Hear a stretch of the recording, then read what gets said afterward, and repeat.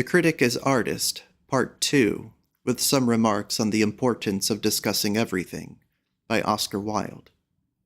Persons, the same, Ernest and Gilbert. Scene, the same.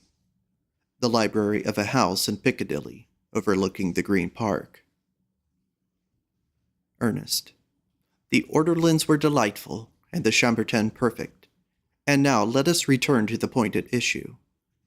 Gilbert. Ah, don't let us do that. The conversation should touch everything, but should concentrate itself on nothing.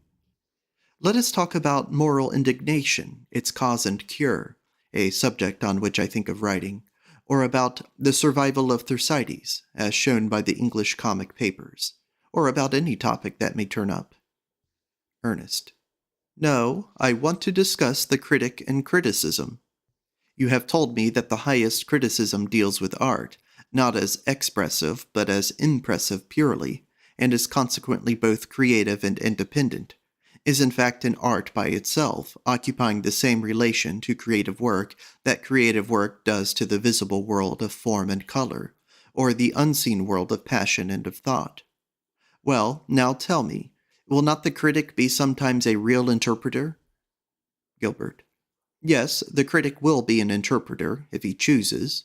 He can pass from his synthetic impression of the work of art as a whole to an analysis or exposition of the work itself, and in this lower sphere, as I hold it to be, there are many delightful things to be said and done. Yet his object will not always be to explain the work of art. He may seek rather to deepen its mystery, to raise round it and round its maker that mist of wonder which is dear both to gods and worshippers alike. Ordinary people are terribly at ease in Zion. They propose to walk arm in arm with the poets, and have a glib, ignorant way of saying, "Why should we read what is written about Shakespeare and Milton? We can read the plays and the poems. That is enough." But an appreciation of Milton is, as the late rector of Lincoln remarked once, the reward of consummate scholarship. And he who desires to understand Shakespeare truly must understand the relations in which Shakespeare stood to the Renaissance and the Reformation, to the age of Elizabeth and the age of James. He must be familiar with the history of the struggle for supremacy between the old classical forms and the new spirit of romance, between the school of Sidney and Daniel and Johnson and the school of Marlowe and Marlowe's greater son. He must know the materials that were at Shakespeare's disposal, and the method in which he used them, and the conditions of theatric presentation in the 16th and 17th century, their limitations and their opportunities for freedom, and the literary criticism of Shakespeare's day, its aims and modes and canons. He must study the English language in its progress, and blank or rhymed verse in its various developments. He must study the Greek drama and the connection between the art of the creator of the Agamemnon and the art of the creator of Macbeth. In a word, he must be able to bind Elizabethan London to Athens of Pericles, and to learn Shakespeare's true position in the history of European drama and the drama of the world. The critic will certainly be an interpreter, but he will not treat art as a riddling sphinx, whose shallow secret may be guessed and revealed by one whose feet are wounded, and who knows not his name. Rather, he will look upon art as a goddess whose mystery it is his province to intensify, and whose majesty his privilege to make more marvelous in the eyes of men. And here, Ernest, this strange thing happens. The critic will indeed be an interpreter, but he will not be an interpreter in the sense of one who simply repeats in another form a message that has been put into his lips to say. For just as it is only by contact with the art of foreign nations that the art of a country gains that individual and separate life that we call nationality, so by curious inversion, it is only by intensifying his own personality that the critic can interpret the personality and work of others. And the more strongly this personality enters into the interpretation, the more real the interpretation becomes, the more satisfying, the more convincing, and the more true. Ernest. I would have said that personality would have been a disturbing element. Gilbert. No, it is an element of revelation. If you wish to understand others, you must intensify your own individualism. Ernest. What then is the result? Gilbert. I will tell you, and perhaps I can tell you best by definite example. It seems to me that while the literary critic stands, of course, first, as having the wider range and larger vision, and nobler material, each of the arts has a critic, as it were, assigned to it. The actor is a critic of the drama. He shows the poet's work under new conditions, and by a method special to himself, he takes the written word in action, gesture, and voice becomes the media of revelation. The singer, or the player on lute and viol, is the critic of music.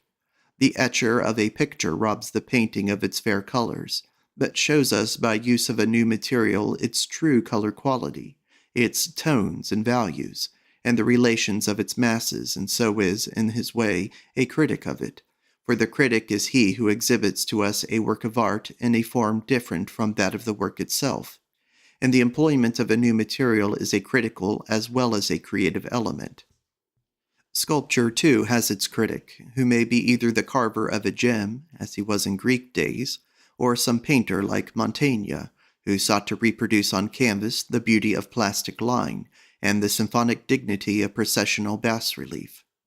And in the case of all these creative critics of art, it is evident that personality is an absolute essential for any real interpretation.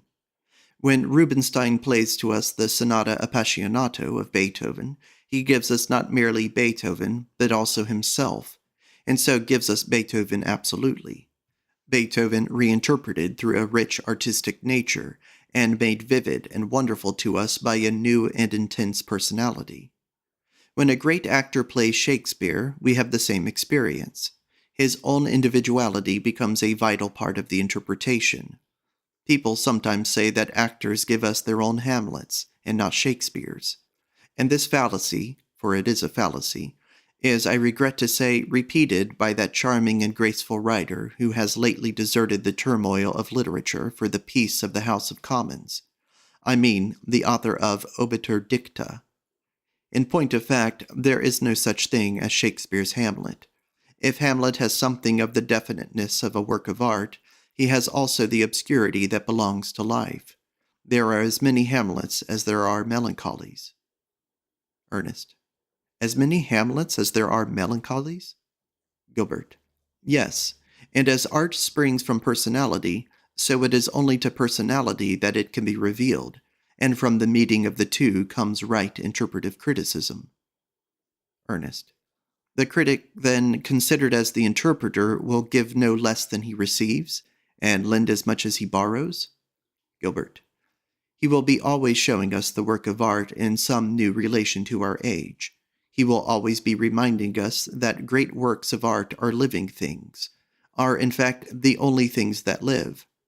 So much indeed will he feel this, that I am certain that as civilization progresses and we become more highly organized, the elect spirits of each age, the critical and cultured spirits, will grow less and less interested in actual life, and will seek to gain their impressions almost entirely from what art has touched.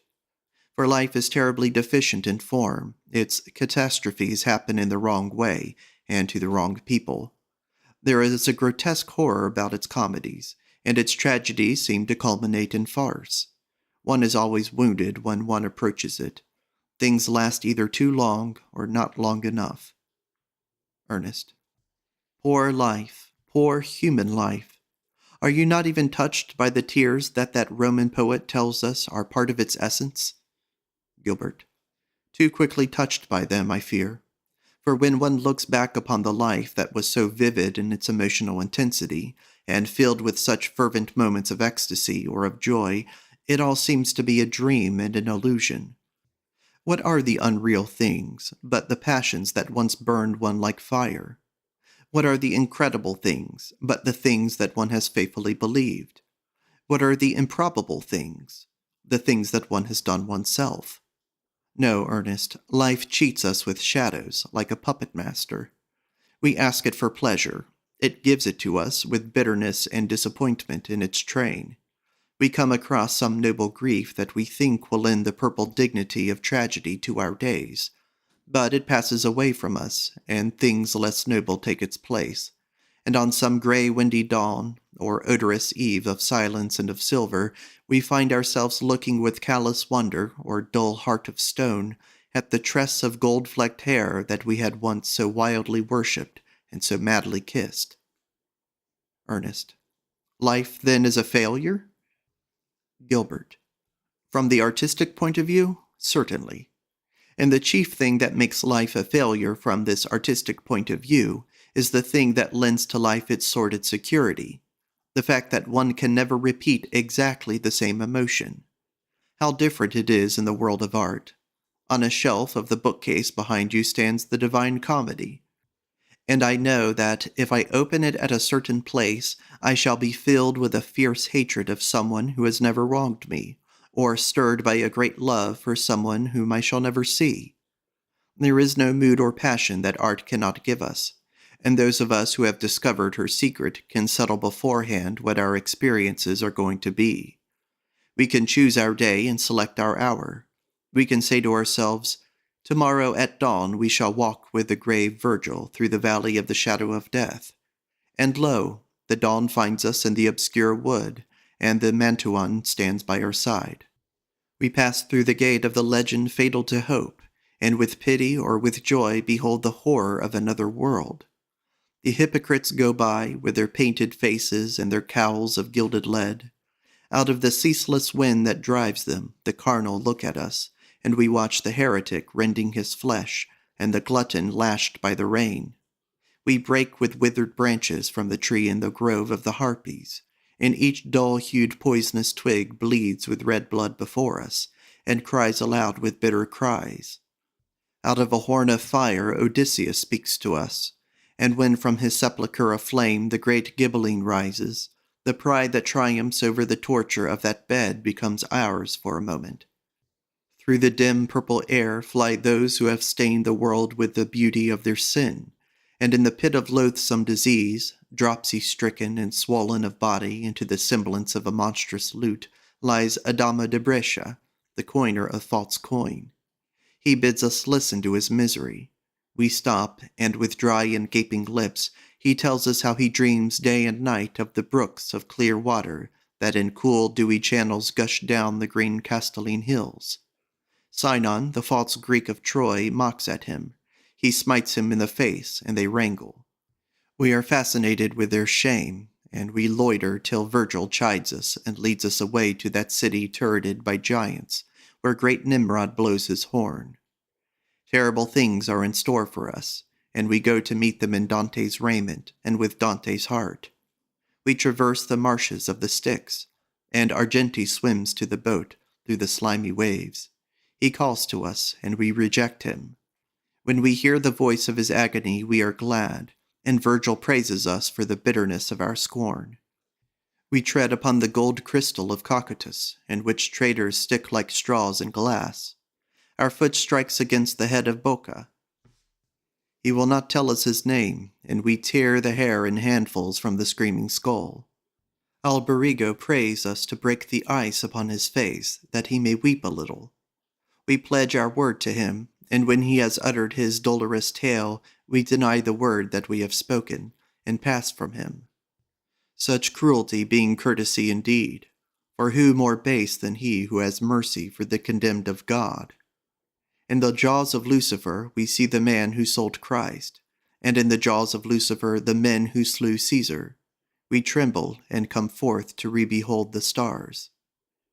In the land of purgation the air is freer, and the holy mountain rises into the pure light of day. There is peace for us, and for those who for a season abide in it there is some peace also, though pale from the poison of the Maremma. Madonna Pia passes before us, and Ismene, with the sorrow of earth still lingering about her, is there. Soul after soul makes us share in some repentance or some joy. He whom the mourning of his widow taught to drink the sweet wormwood of pain tells us of Nella praying in her lonely bed, and we learn from the mouth of Bonconte how a single tear may save a dying sinner from the fiend. Sordello, that noble and disdainful Lombard, eyes us from after like a couched lion. When he learns that Virgil is one of Mantua's citizens, he falls upon his neck, and when he learns that he is the singer of Rome, he falls before his feet. In that valley whose grass and flowers are fairer than cleft emerald and Indian wood, and brighter than scarlet and silver, they are singing who in the world were kings. But the lips of Rudolph of Habsburg do not move to the music of the others, and Philippe of France beats his breast, and Henry of England sits alone. On and on we go, climbing the marvelous stair, and the stars become larger than their wont, and the song of the kings grows faint, and at length we reach the 7 trees of gold and the garden of the earthly paradise. In a griffin-drawn chariot appears one whose brows are bound with olive, who is veiled in white, and mantled in green, and robed in a vesture that is colored like live fire. The ancient flame wakes within us. Our blood quickens through terrible pulses. We recognize her. It is Beatrice, the woman we have worshipped. The ice congealed about our hearts melts. Wild tears of anguish breaks from us, and we bow our forehead to the ground, for we know that we have sinned. When we have done penance and are purified and have drunk of the fountain of forgetfulness and bathed in the fountain of youth, the mistress of our soul raises us to the paradise of heaven. Out of that eternal pearl, the moon and face of Picarda Donati leans to us. Her beauty troubles us for a moment, and when, like a thing that falls through water, she passes away, we gaze after her with wistful eyes. The sweet planet of Venus is full of lovers. Cunizza, the sister of Etzeline, the lady of Sordello's heart, is there, and Folco, the passionate singer of Provence, who in sorrow for Azaleus forsook the world, and the Canaanitish harlot, whose soul was the first that Christ redeemed. Joachim of Flora stands in the sun, and in the sun Aquinas recounts the story of Saint Francis, and Bonaventure the story of Saint Dominic. Through the burning rubies of Mars, Guida approaches. He tells us of the arrow that is shot from the bow of exile, and how salt tastes the bread of another, and how steep are the stairs in the house of a stranger. In Saturn the soul sings not, and even she who guides us dare not smile. On a ladder of gold the flames rise and fall. At last we see the pageant of the mystical rose. Beatrice fixes her eyes upon the face of God, who turned them not again. The beatific vision is granted to us. We know the love that moves the sun and all the stars. Yes, we can put the earth back 600 courses and make ourselves one with the great Florentine, kneel at the same altar with him, and share his rapture and his scorn. And if we grow tired of an antique time and desire to realize our own age in all its weariness and sin, are there not books that can make us live more in a single hour than life can make us live in a score of shameful years? Close to your hand lies a little volume bound in some Nile green skin that has been powdered with gilded nenuphars and smoothed with hard ivory. It is the book that Gautier loved. It is Baudelaire's masterpiece. Open it at that sad madrigal that begins, "That you are good, what does it matter? Be sad, be beautiful," and you will find yourself worshipping sorrow as you have never worshipped joy. Pass on to the poem on the man who tortures himself. Let its subtle music steal into your brain and color your thoughts, and you will become for a moment what he was who wrote it. Nay, not for a moment only, but for many barren moonlit nights and sunless sterile days will a despair that is not your own make its dwelling within you, and the misery of another gnaw your heart away. Read the whole book. Suffer it to tell even one of its secrets to your soul, and your soul will grow eager to know more, and will feed upon poisonous honey, and seek to repent of strange crimes of which it is guiltless, and to make atonement for terrible pleasures that it has never known. And then, when you are tired of these flowers of evil, turn to the flowers that grow in the garden of Perdita, and in their dew-drenched chalices cool your fevered brow, and let their loveliness heal and restore your soul. Or wake from his forgotten tomb the sweet Syrian, Meleager, and bid the lover of Heliodora make you music, for he too has flowers in his song, red pomegranate blossoms, and irises that smell of myrrh, ringed daffodils and dark blue hyacinths, and marjoram and crinkled ox eyes. Dear to him was the perfume of the bean field at evening, and dear to him the odorous ear spikenard that grew on the Syrian hills, and the fresh green thyme, the wine cup's charm, the feet of his love as she walked in the garden were like lilies set upon lilies. Softer than sleep-laden poppy petals were her lips, softer than violets and as scented. The flame-like crocus sprang from the grass to look at her. For her the slim narcissus stored the cool rain, and for her the anemones forgot the Sicilian winds that wooed them. And neither crocus nor anemone nor narcissus was as fair as she was. It is a strange thing, this transference of emotion. We sicken with the same maladies as the poets, and the singer lends us his pain. Dead lips have their message for us, and hearts that have fallen to dust can communicate their joy. We run to kiss the bleeding mouth of Fantine, and we follow Manon Lescaut over the whole world. Ours is the love madness of the Tyrian, and the terror of Orestes is ours also.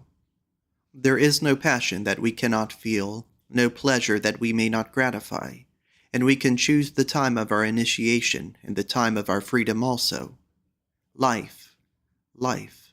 Don't let us go to life for our fulfillment or our experience. It is a thing narrowed by circumstances, incoherent in its utterance, and without that fine correspondence of form and spirit, which is the only thing that can satisfy the artistic and critical temperament.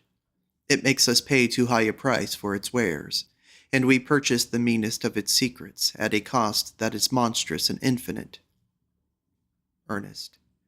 Must we go then to art for everything? Gilbert. For everything. Because art does not hurt us. The tears that we shed at a play are a type of the exquisite sterile emotions that it is the function of art to awaken. We weep, but we are not wounded. We grieve, but our grief is not bitter. In the actual life of man, sorrow, as Spinoza says somewhere, is a passage to a lesser perfection. But the sorrow with which art fills us both purifies and initiates, if I may quote once more from the great art critic of the Greeks. It is through art, and through art only, that we can realize our perfection. Through art, and through art only, that we can shield ourselves from the sordid perils of actual existence. This results not merely from the fact that nothing that one can imagine is worth doing, and that one can imagine everything, but from the subtle law that emotional forces, like the forces of the physical sphere, are limited in extent and energy. One can feel so much and no more. And how can it matter with what pleasure life tries to tempt one, or with what pain it seeks to maim and mar one's soul, if in the spectacle of the lives of those who have never existed, one has found the true secret of joy, and wept away one's tears over the deaths, who, like Cordelia and the daughter of Brabantio, can never die?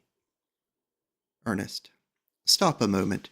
It seems to me that in everything that you have said, there is something radically immoral. Gilbert. All art is immoral. Ernest. All art? Gilbert. Yes, for emotion for the sake of emotion is the aim of art, and emotion for the sake of action is the aim of life, and of that practical organization of life that we call society. Society, which is the beginning and basis of morals, exists simply for the concentration of human energy, and in order to ensure its own continuance and healthy stability, it demands, and no doubt rightly demands, of each of its citizens that he should contribute some form of productive labor to the common weal, and toil and travail that the day's work may be done. Society often forgives the criminal. It never forgives the dreamer.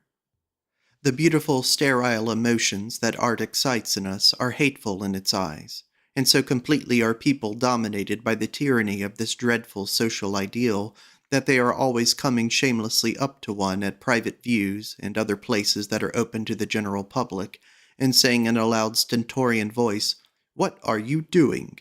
Whereas, "What are you thinking?" is the only question that any single civilized being should ever be allowed to whisper to another. They mean well, no doubt, these honest beaming folk. Perhaps that is the reason why they are so excessively tedious. But someone should teach them that while, in the opinion of society, contemplation is the gravest sin of which any citizen can be guilty, In the opinion of the highest culture, it is the proper occupation of man. Ernest. Contemplation? Gilbert. Contemplation. I said to you some time ago that it was far more difficult to talk about a thing than to do it. Let me say to you now that to do nothing at all is the most difficult thing in the world, the most difficult and the most intellectual. To Plato, with his passion for wisdom, this was the noblest form of energy. To Aristotle, with his passion for knowledge, this was the noblest form of energy also. It was to this that the passion for holiness led the saint and the mystic of medieval days. Ernest. We exist, then, to do nothing? Gilbert. It is to do nothing that the elect exist. Action is limited and relative. Unlimited and absolute is the vision of him who sits at case and watches, who walks in loneliness and dreams. But we who are born at the close of this wonderful age are at once too cultured and too critical, too intellectually subtle and too curious of exquisite pleasures to accept any speculations about life in exchange for life itself. To us, the Città Divina is colorless, and the Frutio Dei without meaning. Metaphysics do not satisfy our temperaments, and religious ecstasy is out of date. The world through which the academic philosopher becomes the spectator of all time and of all existence is not really an ideal world, but simply a world of abstract ideas. When we enter it, we starve amidst the chill mathematics of thought. The courts of the city of God are not open to us now. Its gates are guarded by ignorance, and to pass them we have to surrender all that in our nature is most divine. It is enough that our fathers believed. They have exhausted the faith faculty of the species. Their legacy to us is the skepticism of which they were afraid. Had they put it into words, it might not live within us as thought. No, Ernest, no, we cannot go back to the saint. There is far more to be learned from the sinner. We cannot go back to the philosopher, and the mystic leads us astray. Who, as Mr. Pater suggests somewhere, would exchange the curve of a single rose leaf for that formless, intangible being which Plato rates so high? What to us is the illumination of Philo, the abyss of Eckhart, the vision of Bohm, the monstrous heaven itself that was revealed to Swedenborg's blind eyes? Such things are less than the yellow trumpet of one daffodil of the field, far less than the meanest of the visible arts. For just as nature is matter struggling into mind, so art is mind expressing itself under the conditions of matter, and thus, even in the lowliest of her manifestations, she speaks to both sense and soul alike. To the aesthetic temperament, the vague is always repellent. The Greeks were a nation of artists because they were spared the sense of the infinite. Like Aristotle, like Goethe after he had read Kant, we desire the concrete, and nothing but the concrete can satisfy us. Ernest. What then do you propose? Gilbert. It seems to me that with the development of the critical spirit, we shall be able to realize not merely our own lives, but the collective life of the race, and so to make ourselves absolutely modern, in the true meaning of the word modernity. For he to whom the present is the only thing that is present, knows nothing of the age in which he lives. To realize the 19th century, one must realize every century that has preceded it, and that has contributed to its making. To know anything about oneself, one must know all about others.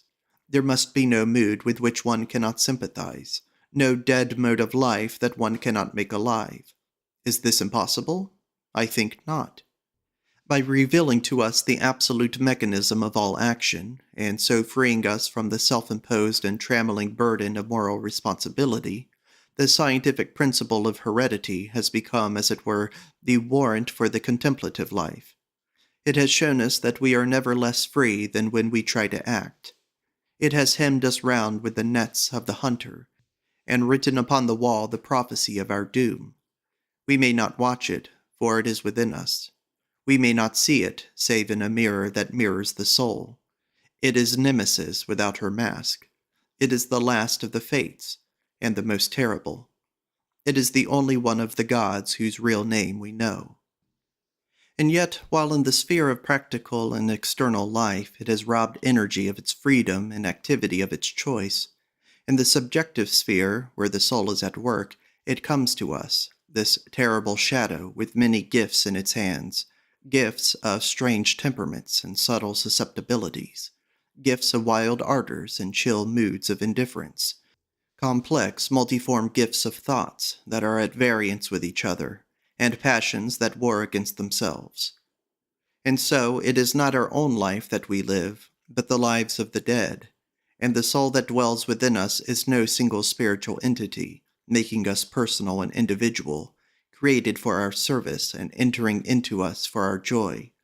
It is something that has dwelt in fearful places and in ancient sepulchres, has made its abode.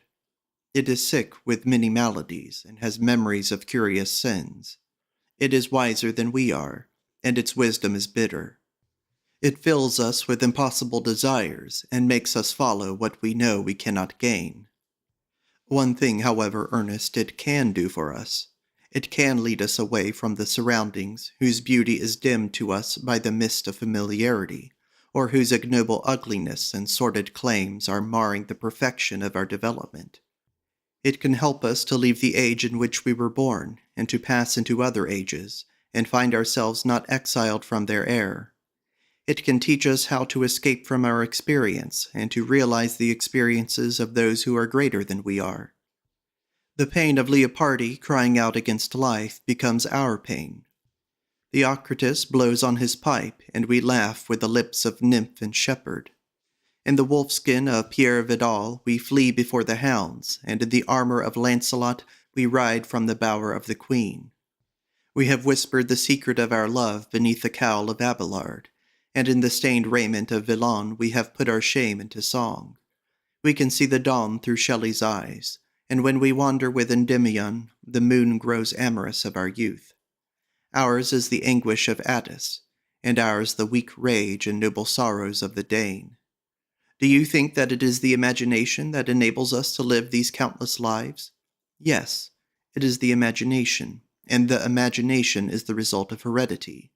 It is simply concentrated race experience. Ernest.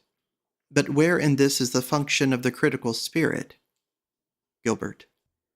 The culture that this transmission of racial experiences makes possible can be made perfect by the critical spirit alone, and indeed may be said to be one with it. For who is the true critic but he who bears within himself the dreams and ideas and feelings of myriad generations, and to whom no form of thought is alien, no emotional impulse obscure? And who the true man of culture, if not he who by fine scholarship and fastidious rejection has made instinct self-conscious and intelligent, and can separate the work that has distinction from the work that has it not, and so by contact and comparison makes himself master of the secrets of style and school, and understands their meanings, and listens to their voices, and develops that spirit of disinterested curiosity, which is the real root, as it is the real flower of the intellectual life, and thus attains to intellectual clarity, and having learned the best that is known and thought in the world, lives, if it is not fanciful to say so, with those who are the immortals. Yes, Ernest, the contemplative life, the life that has for its aim not doing, but being, and not being merely, but becoming, that is what the critical spirit can give us. The gods live thus, either brooding over their own perfection, as Aristotle tells us, or, as Epicurus fancied, watching with the calm eyes of the spectator the tragicomedy of the world that they have made. We, too, might live like them, and set ourselves to witness with appropriate emotions the varied scenes that man and nature afford. We might make ourselves spiritual by detaching ourselves from action, and become perfect by the rejection of energy. It has often seemed to me that Browning felt something of this. Shakespeare hurls Hamlet into active life, and makes him realize his mission by effort. Browning might have given us a Hamlet who would have realized his mission by thought. Incident and event were to him unreal or unmeaning. He made the soul the protagonist of life's tragedy, and looked on action as the one undramatic element of a play. To us, at any rate, the contemplative life is the true ideal. From the high tower of thought, we can look out at the world. Calm and self-centered and complete, the aesthetic critic contemplates life, and no arrow drawn at a venture can pierce between the joints of his harness. He at least is safe. He has discovered how to live. Is such a mode of life immoral? Yes, all the arts are immoral, except those baser forms of sensual or didactic art that seek to excite to action of evil or of good. For action of every kind belongs to the sphere of ethics. The aim of art is simply to create a mood. Is such a mode of life unpractical? Ah, it is not so easy to be unpractical as the ignorant Philistine imagines. It were well for England if it were so. There is no country in the world so much in need of unpractical people as this country of ours. With us, thought is degraded by its constant association with practice. Who that moves in the stress and turmoil of the actual existence, noisy politician or brawling social reformer, or poor narrow-minded priest blinded by the sufferings of that unimportant section of the community among whom he casts his lot, can seriously claim to be able to form disinterested, intellectual judgment about any one thing. Each of the professions means a prejudice. The necessity for a career forces everyone to take sides. We live in the age of the overworked and the undereducated, the age in which people are so industrious that they become absolutely stupid. And, harsh though it may sound, I cannot help saying that such people deserve their doom. The sure way of knowing nothing about life is to try to make oneself useful. Ernest. A charming doctrine, Gilbert. Gilbert. I am not sure about that, but it has at least the minor merit of being true. That the desire to do good to others produces a plentiful crop of prigs is the least of the evils of which it is the cause. The prig is a very interesting psychological study, and though of all poses a moral pose is the most offensive, still to have a pose at all is something. It is a formal recognition of the importance of treating life from a definite and reasoned standpoint. That humanitarian sympathy wars against nature, by securing the survival of the failure, may make the man of science loathe its facile virtues. The political economist may cry out against it for putting the improvident on the same level as the provident, and so robbing life of the strongest, because most sordid, incentive to industry. But in the eyes of the thinker, the real harm that emotional sympathy does is that it limits knowledge, and so prevents us from solving any single social problem. We are trying at present to stave off the coming crisis, the coming revolution as my friends the Fabianists call it, by means of doles and alms. Well, when the revolution or crisis arrives, we shall be powerless, because we shall know nothing. And so, Ernest, let us not be deceived. England will never be civilized till she has added utopia to her dominions. There is more than one of her colonies that she might with advantage surrender for so fair a land. What we want are unpractical people, who see beyond the moment and think beyond the day. Those who try to lead the people can only do so by following the mob. It is through the voice of one crying in the wilderness that the ways of the gods must be prepared.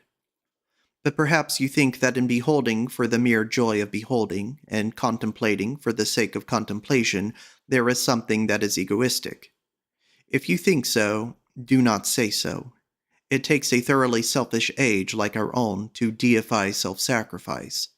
It takes a thoroughly grasping age, such as that in which we live, to set above the fine intellectual virtues those shallow and emotional virtues that are an immediate practical benefit to itself. They miss their aim, too, these philanthropists and sentimentalists of our day, who are always chattering to one about one's duty to one's neighbor. For the development of the race depends on the development of the individual, and where self-culture has ceased to be the ideal, the intellectual standard is instantly lowered, and often ultimately lost. If you meet at dinner a man who has spent his life in educating himself, a rare type in our time, I admit, but still one occasionally to be met with, you rise from table richer, and conscious that a high ideal has for a moment touched and sanctified your days. But oh, my dear Ernest, to sit next to a man who has spent his life trying to educate others, what a dreadful experience that is. How appalling is that ignorance which is the inevitable result of the fatal habit of imparting opinions. How limited in range the creature's mind proves to be.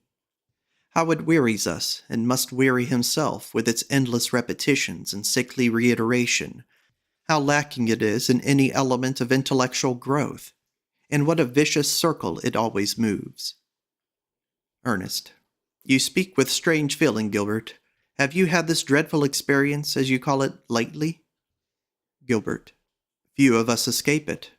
People say that the schoolmaster is abroad. I wish to goodness he were. But the type of which, after all, he is only one, and certainly the least important of the representatives, seems to me to be really dominating our lives. And just as the philanthropist is the nuisance of the ethical sphere, so the nuisance of the intellectual sphere is the man who is so occupied in trying to educate others that he has never had any time to educate himself. No, Ernest, self-culture is the true ideal of man. Goethe saw it, and the immediate debt that we owe to Goethe is greater than the debt we owe to any man since Greek days. The Greeks saw it, and have left us, as their legacy to modern thought, the conception of the contemplative life as well as the critical method by which alone can that life be truly realized. It was the one thing that made the Renaissance great, and gave us humanism. It is the one thing that could make our own age great also. For the real weakness of England lies not in incomplete armaments or unfortified coasts, not in the poverty that creeps through sunless lanes or the drunkenness that brawls in loathsome courts, but simply in the fact that her ideals are emotional and not intellectual. I do not deny that the intellectual ideal is difficult of attainment, still less that it is, and perhaps will be for years to come, unpopular with a crowd. It is so easy for people to have a sympathy with suffering. It is so difficult for them to have sympathy with thought. Indeed, so little do ordinary people understand what thought really is, that they seem to imagine that, when they have said that a theory is dangerous, they have pronounced its condemnation, whereas it is only such theories that have any true intellectual value. An idea that is not dangerous is unworthy of being called an idea at all. Ernest. Gilbert, you bewilder me. You have told me that all art is, in its essence, immoral. Are you going to tell me now that all thought is, in its essence, dangerous? Gilbert. Yes, in the practical sphere it is so. The security of society lies in custom and unconscious instinct, and the basis of the stability of society, as a healthy organism, is the complete absence of any intelligence amongst its members. The great majority of people, being fully aware of this, rank themselves naturally on the side of that splendid system that elevates them to the dignity of machines, and rage so wildly against the intrusion of the intellectual faculty into any question that concerns life, that one is tempted to define man as a rational animal who always loses his temper when he is called upon to act in accordance with the dictates of reason.